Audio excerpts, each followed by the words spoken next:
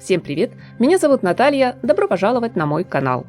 Марафон показов недели моды в Лондоне сложно представить без единственного по-настоящему всемирно известного британского бренда класса люкс Burberry. Последние несколько месяцев выдались непростыми и нестабильными в плане коммерческого успеха для модного дома. И, соответственно, его коллекция весна-лето 2025 получила неоднозначную оценку фэшн-сообщества. Кто-то был в восторге от стилистических решений дизайнера, от того, что гардероб оказался по-настоящему функциональным и, как сейчас принято говорить, очень даже носибельным. Ведь в этой одежде, обуви можно прямо с подиума отправиться по своим будничным делам.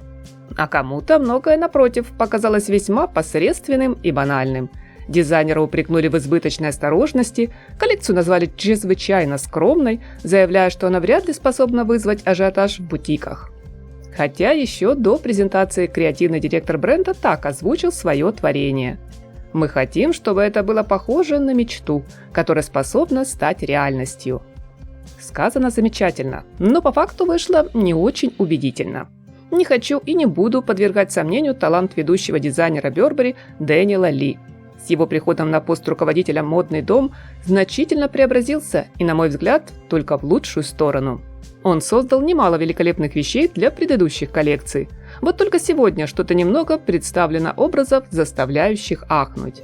Впрочем, давайте, друзья, обо всем по порядку. Начнем, как всегда, с места проведения шоу.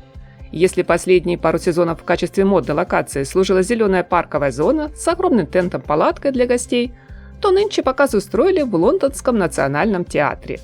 Его угрюмые архитектурные формы в стиле брутализма, грубые бетонные стены были оформлены с помощью необычной декорации, сделанной из вырезанных кусков бирюзовой ткани с современным британским художником Гэри Хьюмом. В новом гардеробе на теплый сезон первым делом отмечу всевозможные вариации знакового тренча Burberry. Да, в нем отсутствует знаменитая классическая версия, но есть несколько интересных решений. Теперь плащ преобразился в платье сложной конструкции, короткую куртку-накидку, стильную парку и даже рубашку. А для воздушного вау-эффекта здесь вместо меховой опушки невесомые летящие перья.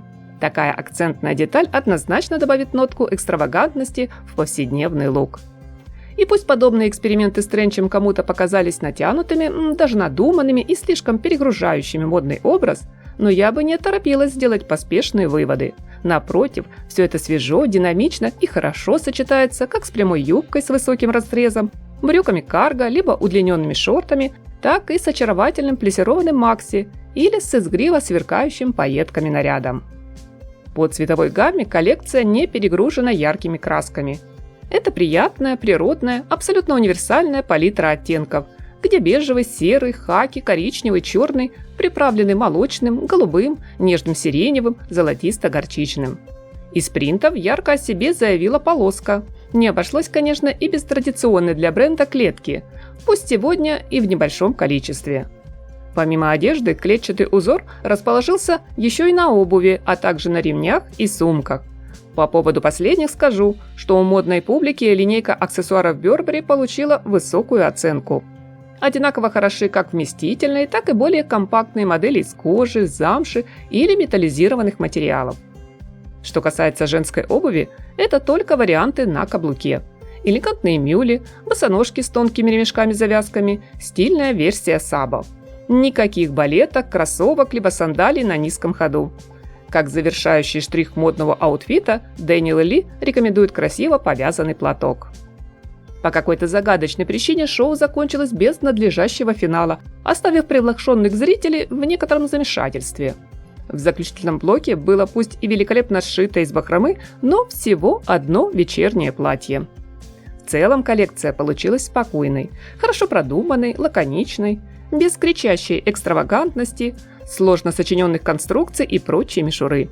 Но разве не этого мы ждем от повседневного модного гардероба? Здесь есть свой собственный стиль, характер, своя сдержанная британская атмосфера. Я очень надеюсь, друзья, коллекция вам понравится и достойна на поставленный лайк. Жду ваше мнение в комментариях к видео. Чью позицию по отношению к бренду вы решили занять? Преданных поклонников? Придирчивых критиков? Или сегодня творчество команды Burberry вам показалось нейтральным? Приятного просмотра! Всем красоты, добра, позитива и теплого, солнечного настроения!